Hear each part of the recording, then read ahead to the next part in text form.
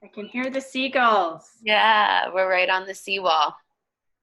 Good evening, everyone. I hope this is live streaming through to Facebook. It's my first time going Zoom over to Facebook. We're going to give it a minute or two while everyone's outside cheering. So we're cheering for all our first responders, those who are working on the front lines in any capacity. We thank you all. So thank you guys for joining us this evening. It is Cinco de Mayo on a Taco Tuesday, and we are under quarantine because of a beer name or a pandemic named after a beer. So welcome everyone. I am here live tonight. I am Katy Mackenzie, and I am a mortgage professional with TMG The Mortgage Group, and we are here with also Bronwyn Bertles, and I'll let her introduce herself. Yeah, hi, I'm Bronwyn Bertles. I am a realtor with our team, the Next Door Group. We are under the Engel Völkers banner. So we have offices located in Yaletown. We've got a Carysdale branch and then a North Shore branch in West Vancouver. So yeah, we're a team of 5 and we specialize mostly in Vancouver, but we can go out a bit as well, Burnaby, North Shore, and Tri-Cities. Awesome. Awesome. Well, thanks, Bronwyn, for being available. We couldn't be together tonight, obviously, with social distancing. So we're going live from our own home offices. But we wanted to spend a little bit of this evening just going over some of the recent changes. We did a previous Zoom video that talked about the immediate changes because of COVID with regards to real estate as it relates to, obviously, the mortgage financing and the realtor end. But we wanted to talk a little bit more about where we are today and what we see going forward. Bronwyn, did you want to speak to maybe just a couple topics that you're going to talk about in a little bit? Yeah, for sure. So obviously, we've gotten a lot of questions, right? So one of the things we're going to talk about is, how has this impacted how we do business as an essential service? So I can talk a little bit about that, safety protocols. One is, and I want to touch on the marketing because I think this will fundamentally change the way that we are marketing real estate. And then, of course, a little bit of the April stats, so what we've seen after 6 weeks in isolation. But of course, the big question is, where is it going? And, so I'll talk about a couple of trends to watch for that will indicate kind of where the market might be heading. Of course, I don't have a crystal ball, but staying ahead and getting your news from or your information from a local and credible, up-to-date source is going to be kind of the most important thing to do. So that's what I'll be chatting about. Awesome. Awesome. Well, I'll start. I was going to talk about 3 things. Obviously, payment deferrals, which were a hot topic a few weeks ago, but people are still consistently asking questions about those. Some of the lending rule changes that we've seen, there was immediate changes, and we've started to see a few other changes and some suspected future changes. So we'll talk about those. And another one, hot topic, talking about home equity lines of credit or secured lines of credit, and the difference between that and a mortgage secured against your home. So we do have also some questions that people have sent to us. If you do have questions, we'll try and monitor as best we can in the chat group here or on Facebook, so please send them over. So payment deferrals, obviously these were introduced by the lenders, and lenders have looked to defer mortgage payments from anywhere from 3 to 6 months on both primary residence and rental properties. So every client that I have had that has reached out to their lender has been approved for a payment deferral. So if it is something that you're looking to do, clients have had to provide next to nothing other than just the details of why they're asking for this payment deferral. So if it is something you're thinking about doing, it's definitely something to have a conversation around. Call the lender, find out if you are eligible to have it happen. call me, call your current broker, whomever you've worked with, just to say, does this make sense? It is a deferral. It is not a missed payment, like total forgiveness. So it is a deferral. It does increase your cost of borrowing, although slightly, just marginally. So definitely something to look at. A lot of the questions that have come in are saying, you know, do I have to prove I can't find a tenant, or my tenant had to leave and that I can't get a new tenant? Do I have to prove my income has been reduced? What documents do I have to provide? And of course, these payment deferrals are not approved by us. They are approved by the lender. And so far, again, none of the clients that have provided any feedback to me directly have indicated that they've had to provide information. Bronwyn, have you had any questions from any of your clients on payment deferrals? Yeah, I think the only question was that if this, you know, obviously we've started to lessen the curve, but the question was, you know, 3 to 6 months is great, but what if this goes on longer? Like, have you had any indication that this might get extended if, say, certain industries are, you know, hit a little bit harder? Yeah, great question. And short answer, no, we haven't heard anything in regards to when payment deferral options will end. What happens if you've already activated their 6-month deferral program? What happens after that? But I think it's like a lot of the other, I guess, items or items for discussion around COVID. It's sort of a wait and see, and then a wait and see. But what I have seen is our entire industry, as you will have as well, Bronwyn, like move at rapid pace to basically shift how we do everything and enable ease of access. So again, because it isn't a government sort of stimulus package, the government isn't having to put money into this to activate it. It's basically just, you don't have to make your monthly payment. So the lenders, for all intents and purposes, should be able to continue it if COVID continues and people are in need of further deferments. If COVID goes back to normal, but there is sort of a delay for others, lenders always look to negotiate or work with clients to ensure that payments can be made, because people lose jobs for all other certain circumstances or reasons. So they don't want to put anybody out of their home, of course, and they will work with borrowers one-on-one to ensure that they can stay in their home. Absolutely. And then there's another question here. Let's just say, you know, ballpark, we're talking about marginal. And I know not everybody's into math like you are, Katy, but let's say you have $1 million mortgage. What is, you know, 3 months of interest? Like, what will that look like on the end? Oh God, you're going to make me do the math? Well, I mean, like, talking about, I mean, we had an example, and I don't have it handy right now. It wasn't $1 million mortgage. It was somewhere near half of that. And the payment deferral period cost like a marginal amount. It was like just a few $100s over the period of months over which they were looking to defer the mortgage. So it doesn't hurt your credit rating.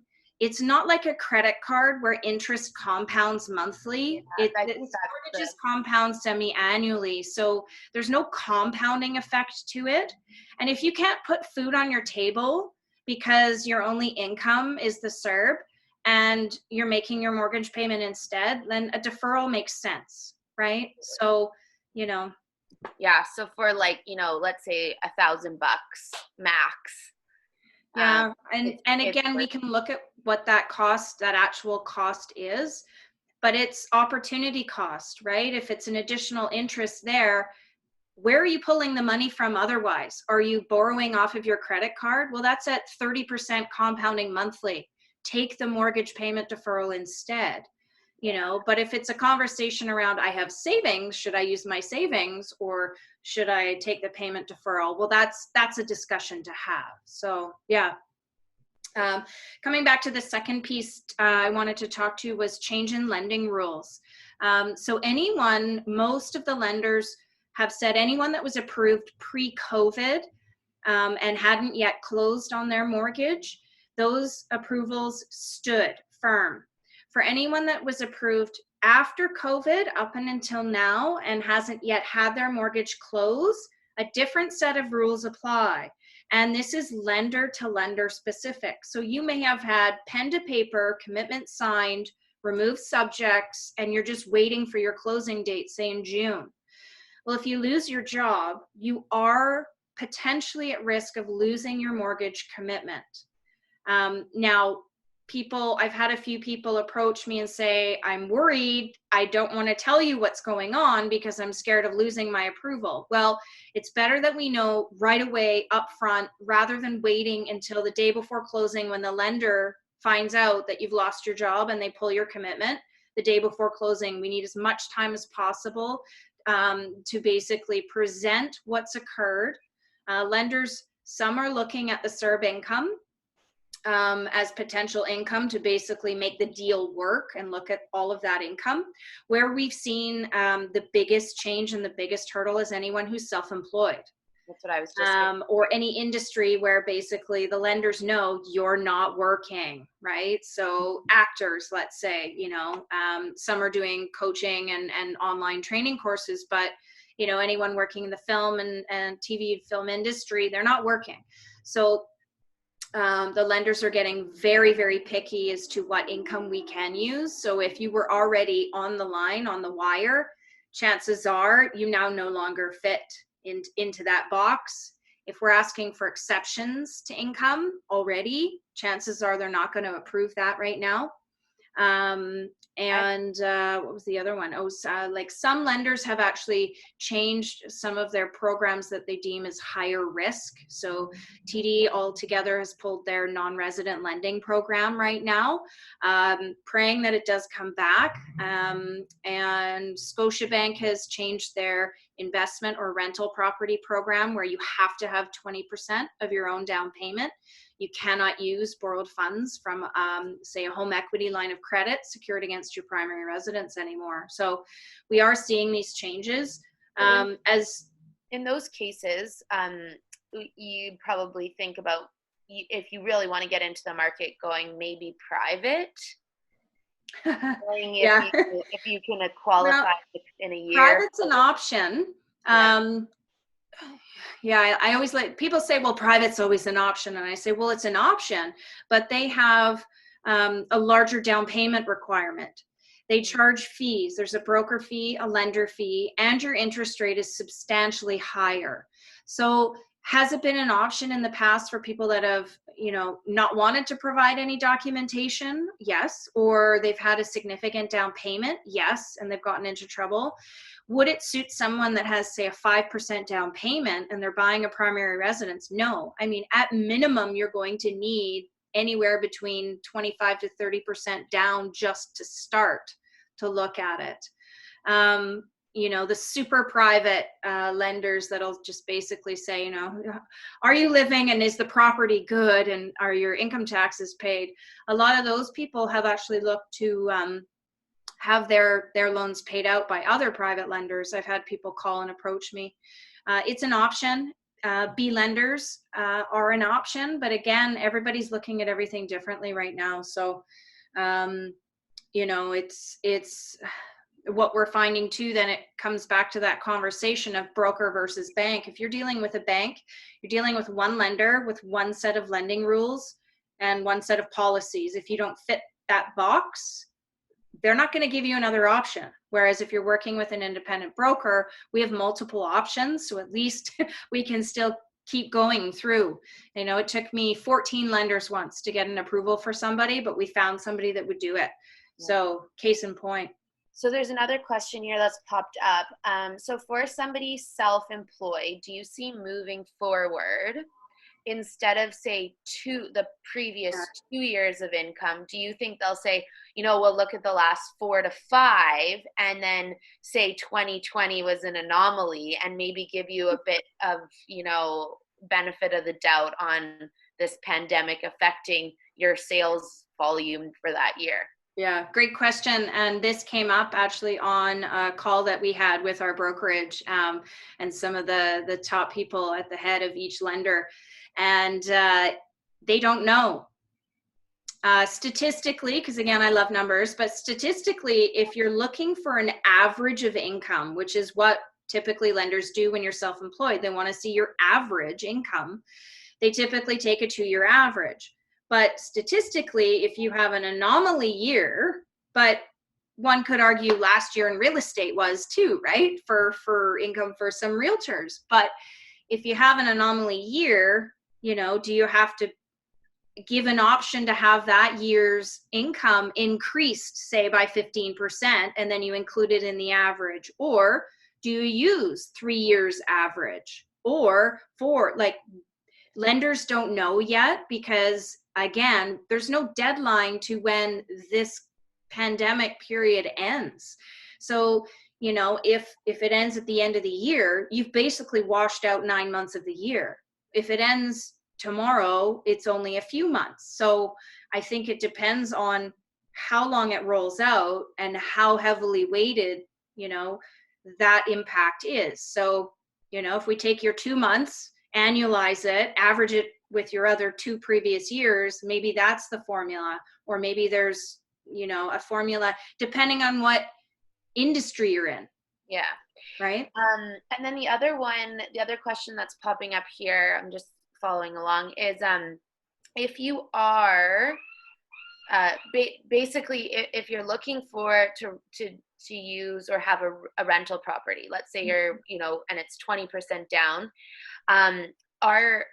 what are the banks doing with the forecast on rental rates? Is that changing your affordability at all? So let's say, I don't know what this person's asking, but say a basement suite. Yeah. Secondary suite. Yeah. So I haven't seen any changes to the economic rental value of what a unit would rent for. We've seen a change to the appraisal values because appraisers can't go into homes right now. So they're more conservative in that regard, but we haven't seen a change to the offset by which lenders use rental income. And every lender's a little bit different, but say I'll pick on TD and Scotia again. So like Scotia uses 50% of the rental income, standalone suite or basement suite. So they haven't reduced the amount of that income that they're using to offset against the payment for qualification. No. Okay. That's a good one, because if someone, people are looking to buy homes and they need that rental. That's a lot of my clients in Vancouver, East Van, and the North Shore. The rental income is really helpful. Yeah. Challenge right now, though, as you know, with, again, COVID, you cannot evict a tenant. So if a tenant chooses not to leave and you're selling that property, if you're deeming it as not a rental, if you're deeming it as your primary residence, well, then you don't have vacant occupancy. So you're not going to be able to buy it as a primary residence. And if you're wanting to buy it, put your own tenant in there, you're going to have to buy it with that tenant in there.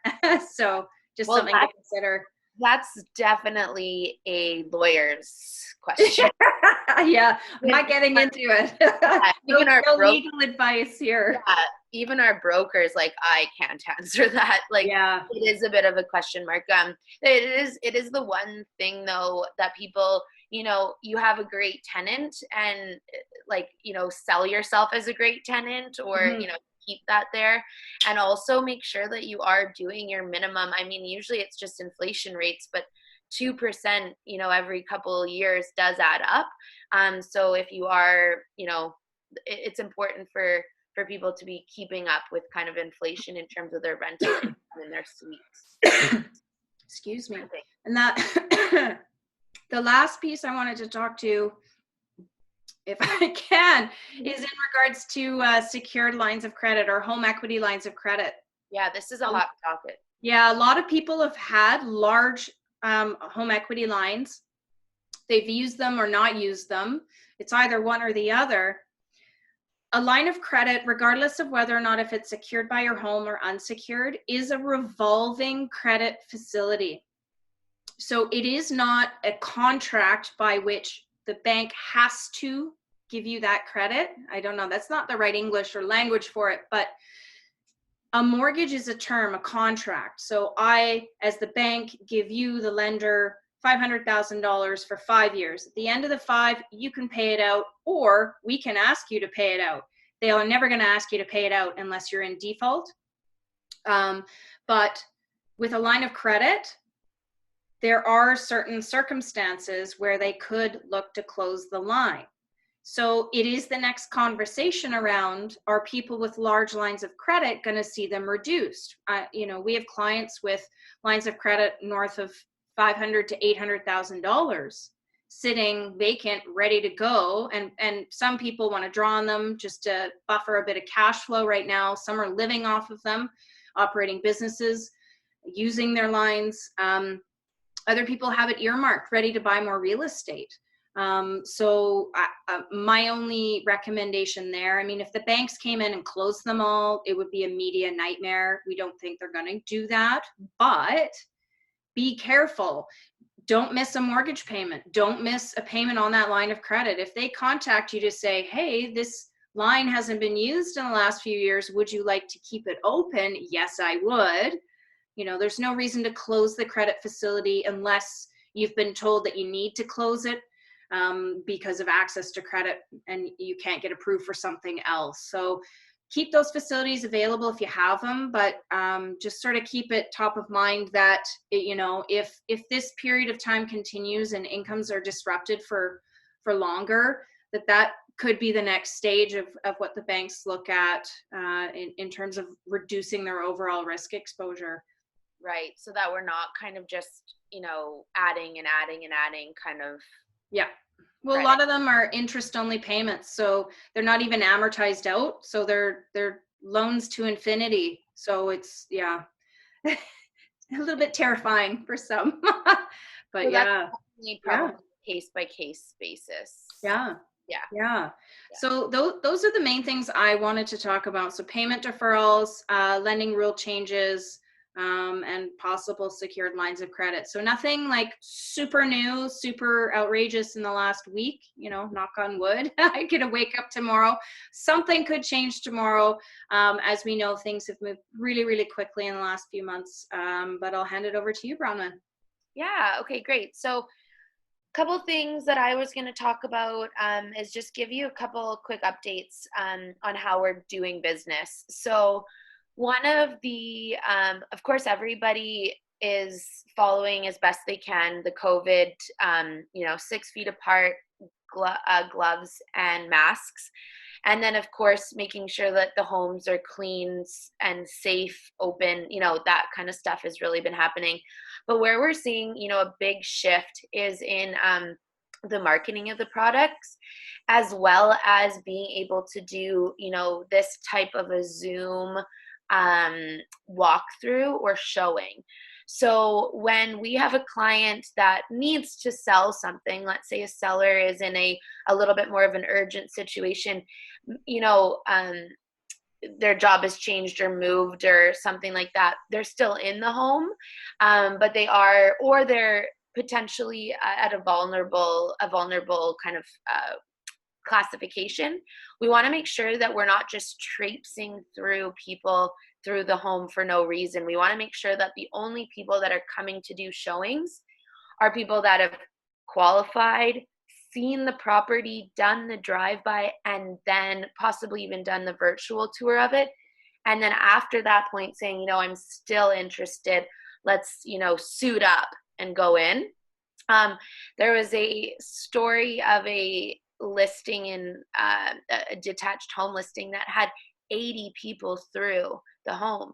That cannot be safe or at anybody's best interest, whether the buyer or the seller, like particularly the seller, but all of the different buyers. So we want to make sure we're kind of like minimizing those situations happening. So I guess we're looking at it from two perspectives. From the buyer's perspective, make sure you're working with an agent, and then get on, like I've been reaching out to my clients, chatting with them, getting them used to these Zoom calls, because I think it will be how we see and maybe some long-term effect of how we show properties moving forward. So, there's different tools, and every agent's, marketing them a little bit differently, but get on, review the area with your agent, get them to go over, this is the coffee shop, this is where, there might be a shelter or something you need to know about. And you can all do that from the comfort of your home. So for buyers, that's going to be one thing. We are seeing people also needing to kind of almost prove or show their current pre-approval. So like you were mentioning, a pre-approval that was done in January really isn't going to be sufficient anymore. We need to see something a little bit more time stamped to, after mid-March. And then for sellers, I think this is a huge, huge opportunity to make sure that you're hiring a realtor who is doing everything they can technologically. So it's spending a little bit more money up front to market your property, but it does truly show in the stats what's actually selling. So it's not necessarily having a million people on Facebook. That's not the idea of what the agent you want to go for, but someone who's taking the time to market and strategically plan how they're going to be selling your property. So Bronwyn, how does, say, a discount realtor, these 1% realtors, how can they compete in this? Or is this just truly an opportunity to show the value of working with a full service realtor? Yeah, well, I mean, everybody's got different, business models. So typically we see any kind of a discount broker, or let's say they're just highly discounting their commission, is usually cutting that commission lost is also getting lost or, lowered in how much they're spending on your property. So it correlates, a discount realtor is definitely not spending everything they possibly can to market your property. And usually they're focused a lot on a volume. And that's maybe not what we're going to see moving forward.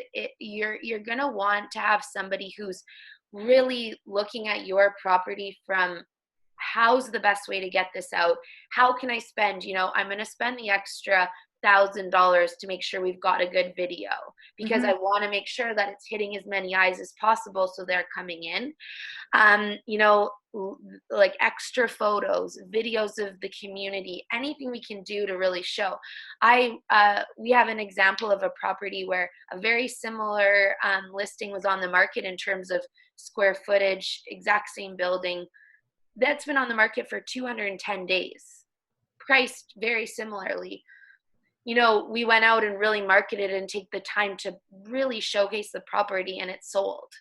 So we're going to start to see where marketing is really making an impact. And it's almost like a 3D video, right? You can walk through, not just still video, but like I'm stepping through and I want to look left, I can look left. It's not the video rolls as the videographer wants it to roll. It's how I want it to roll. Yeah, it's interactive, so it really feels like you're in the home. It's a great tool because you can look at the home from your own couch. And the other thing with Vancouver is that we are, as much as the international market has maybe cooled a little bit in 2019, we are still an international city. And even within Canada, I have clients from Alberta and from Ontario saying, we want to retire here. We're not quite there yet. We're ready to start looking to purchase. They're going to start looking and seeing, and they're going to do that from their home as well. So Vancouver is quite an international draw. So how do we get a touch with buyers that are potentially not in Vancouver currently? So Bronwyn, if someone's taken the tour, they've read through the documents, they're pre-approved, they're a serious buyer, are they still allowed access to the home to see the home and view it personally? Do they have to make an offer to do that? In real estate, we're matching buyers and sellers. So it is ultimately up to the seller on how they want to do it. The real estate board does say that if a property is on MLS, you are supposed to be able to view the property within a reasonable amount of time. The one caveat to that, of course, is a tenanted property or a property that maybe someone feels like they've been affected with COVID and needs to isolate or been told to isolate for 14 days. That's going to be its own situation. For the most part, a vacant property has been easy to get into. Seller occupied properties have been, fairly easy to get into. And then typically, we're not going to invite if we can leave the kids in the car to do the showing, or you're not going to have your mom and your grandma and your grandpa and your cousin and your best friends seeing it as well. We're going to reduce the amount of people there. And then, of course, we like to provide gloves and masks, and then try to have the property, not touching every handle, just going in to view it, and we can, open a couple drawers and things. So yeah, I just imagine all the kids and all the little fingers. yeah, that's what we're trying to avoid. Yeah. So that's basically how we've kind of changed. And I think the changes in marketing, and I think that's going to be a huge importance moving forward, because if buyers start to get comfortable looking at property from their own home, and I think that will happen, we're just going to see people always, and even if this COVID if we figure it out, we're still going to always be having this memory and fear of what this felt like moving forward.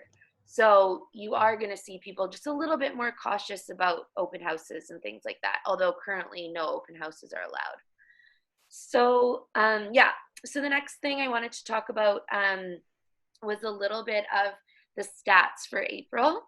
So I'm just focusing here a bit on East Vancouver, the west side of Vancouver, as well as North Vancouver, because I think that's kind of mostly the people that are going to be watching. We're still in most categories a balanced market.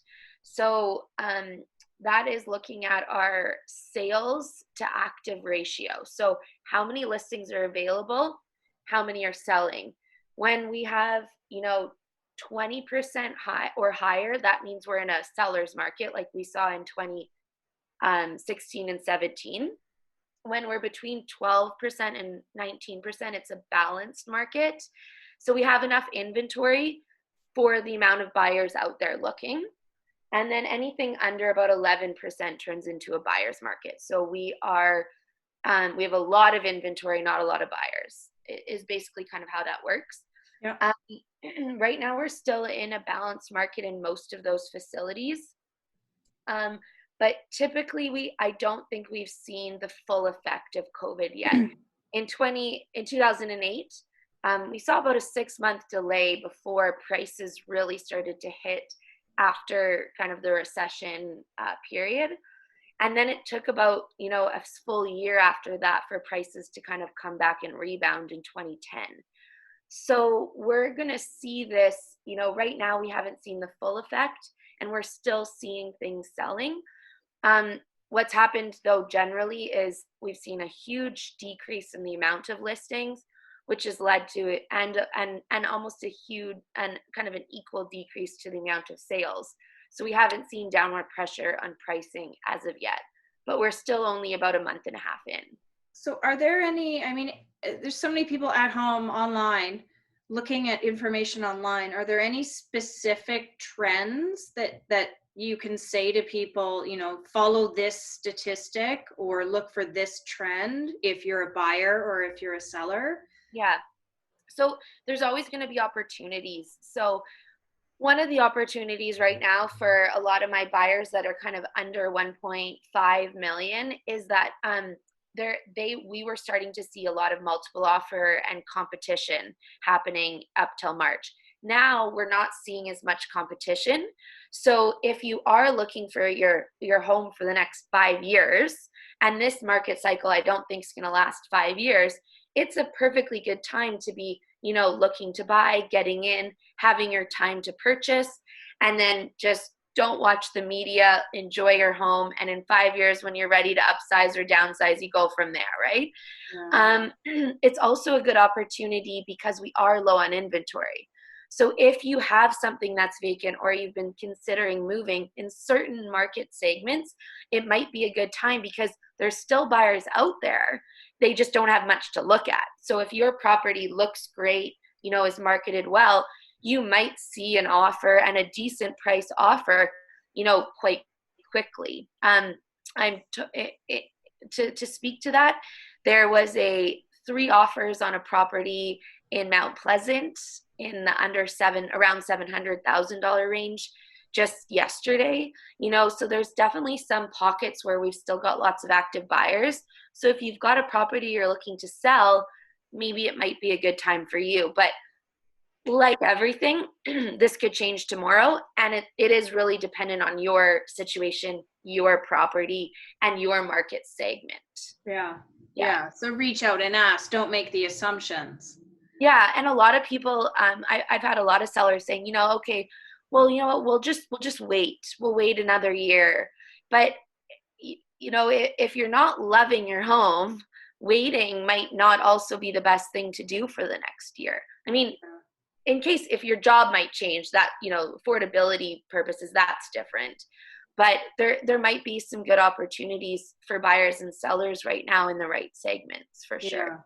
What I find too is sometimes people, if everything's good and they don't have to move yet and they're still employed, they just want to stay in this little happy, everything's good bubble zone. But it's almost like if everything is good, now is the opportunity, because something may change. So if you are, again, like, I don't know, real estate can sometimes be very transactional, very short term, but it, in a lot of circumstances, should be a part of a longer plan, right? So let's have the discussion of what's coming down the pipeline as well for you in terms of life changes in the next 2 to 3 years. Well, the other thing, so you asked about some things to watch for. Well, I find that real estate is, oh, my neighbor's buying and my friend's buying and I heard my mom's buying and someone else is buying, I'm going to buy. You want to act opposite to the market. This is like very general, basic stuff. So what I would say is that if we start to see a lot of listings, you don't want to then jump in and start to be one of those listings. That might be a good opportunity to be buying. So you want to be acting almost in opposite of what everybody else is doing. And I find Vancouver especially can be quite a trend. We watch what our neighbors are doing, and we just follow along instead of thinking about what's best for our situation. So one of the things to watch out for, if you are feeling like prices might go down, we will see that if we've got a huge spike in inventory and we don't have the same amount of buyers coming back to the market as we think. Mm-hmm. The opposite of that is if we see, some good news and some lenders, some people coming back to work and they're comfortable with their work environment, we're really low on inventory. So you might see that as a time to be listing your property, because there's buyers out there that are hungry and wanting something new and fresh on the market. Yeah. So summer's typically slower. Like August is usually a quieter month. Yeah. What do you think we're going to see? Like, do you think it's going to be a delayed spring and a busy summer? Like, let's pretend pandemic ends, life goes back to new normal. Do you think you'll sort of see this resurgence of interest in real estate? Yeah, I personally think if the pandemic ended and everyone said you're back to normal July 1st, we are going to see a very busy, July, August, September, October. Like the rest of the year is going to be busy. Because I don't think that's going to happen, I think that there may be as we start to open up again and become a little bit more comfortable, I think you'll see some slight resurgence in the market. But we're going to have to be watching for things like if a fall COVID, like if a fall kind of wave of COVID happens, as well as continuing to see once businesses have start back up, what are they looking like? How much are they really open, and what are their sales and profit and income looking like? Yeah. Because I think one of the big issues is going to be if we open back up, it's one thing to open back up, but if we're only really at 60 or 70%, that's not going to totally stimulate the market. Yeah. So, there's so many variables, right? It's hard to truly predict, but what I've said to everybody is have a plan and then just sort of stick to your plan as best as you can with the advice from the right real estate professionals. Don't try and go it alone. And I do think that some people, I was talking to a client who basically said, I think I'm going to be an at home from work person forever now. I think that I'm not going to be having a an office space.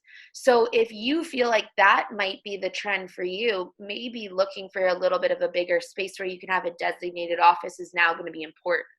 So there might be some natural changes to people's work that are going to affect how they live.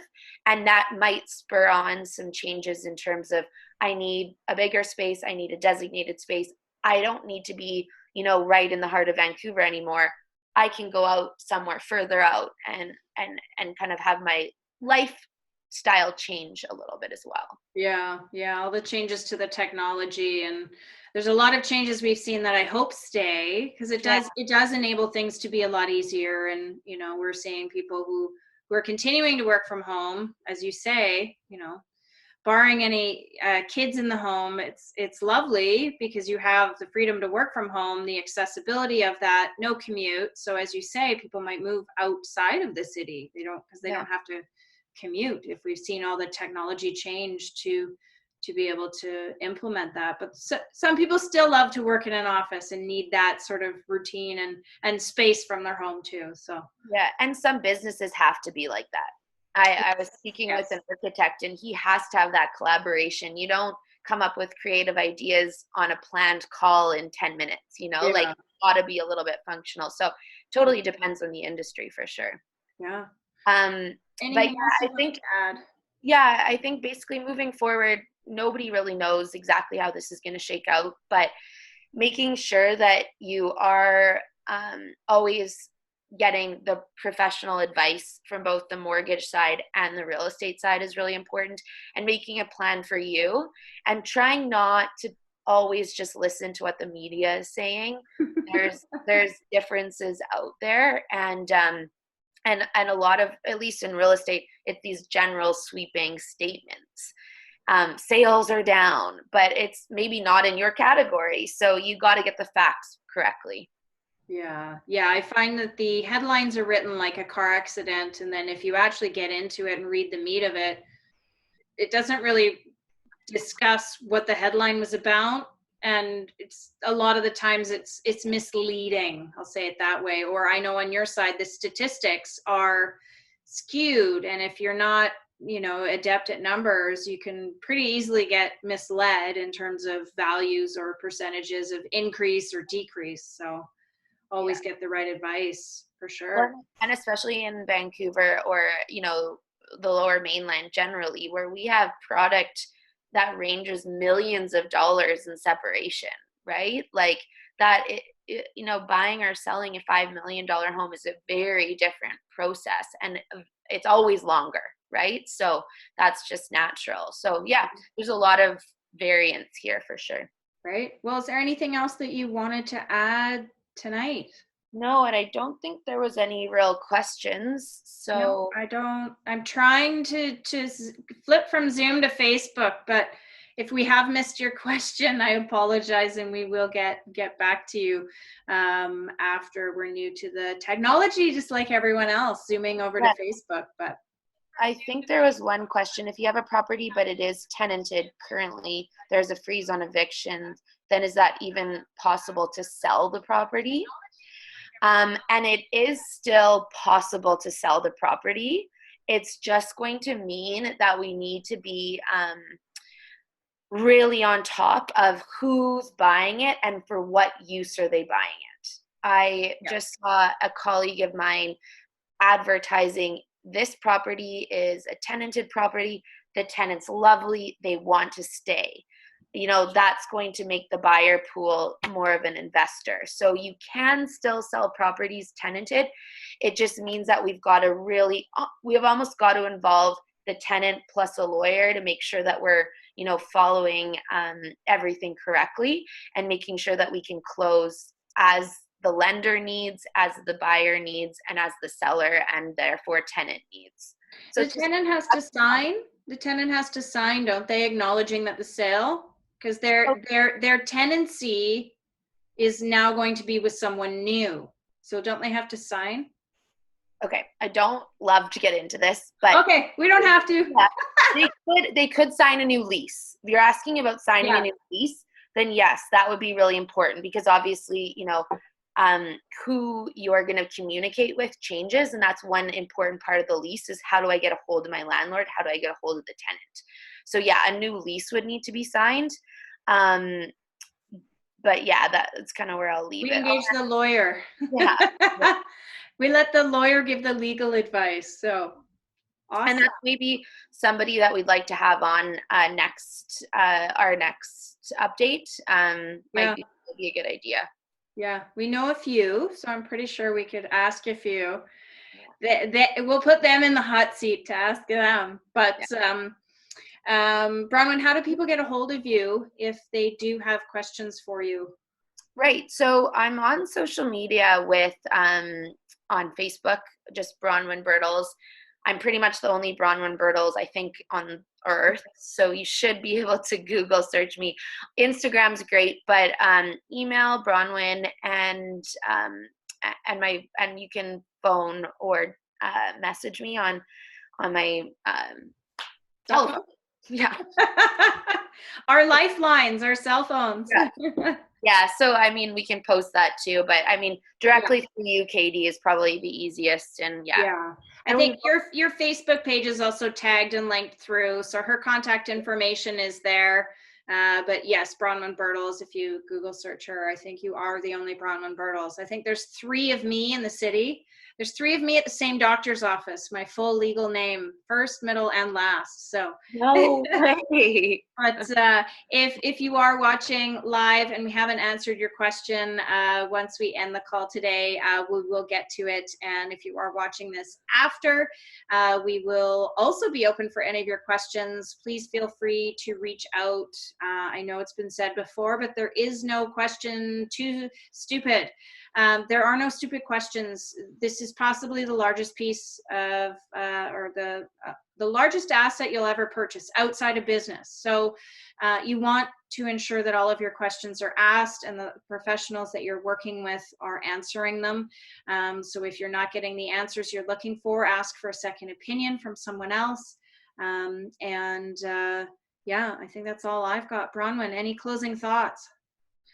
When as COVID, comes to a close here, hopefully, I just remember the best parts of it, which were taking time to relax, give that person a big hug, and hopefully the environmental impacts that has changed can really, move forward, and we can start to make the world a better place.